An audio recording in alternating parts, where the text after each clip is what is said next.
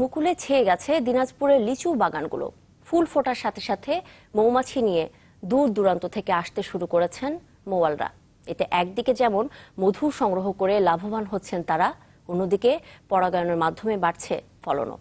ভালো ফলনে চাষিদের পরামর্শ আর সহযোগিতা করছেন কৃষিবিদরা। দিনাজপুরের লিচু বাগানগুলোতে এখন শোভা পাচ্ছে থোকায় থোকায় মুকুল। বাগান পরিচর্যায় ব্যস্ত সময় পার করছেন চাষিরা। লিচুর মুকুল হওয়ার সাথে সাথে মৌমাছি নিয়ে দূর দূরান্ত থেকে আসতে শুরু করেছেন মৌয়ালরা। এতে একদিকে যেমন মধু সংগ্রহ করতে পারবেন মৌয়ালরা, অন্যদিকে পরাগায়নের মাধ্যমে অধিক ফলনের আশাও চাষিদের। আমাদের বাগানে প্রতি বছরই আসে। প্রতি বছরে আসার ফলে আমাদের লিচুর ফলন ভালো হয়। যে গাছে ফলন হবে 700, সেই গাছে ফলন আসবে 1000, 1200 থেকে 1500, ডবল। পরাগায়নের উপরেই সব।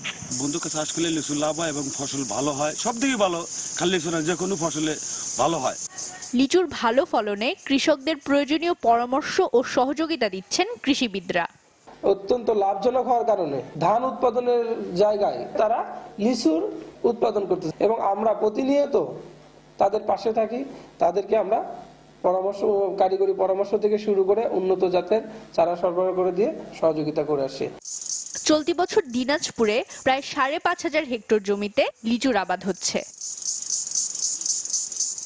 Desk report, channel 24।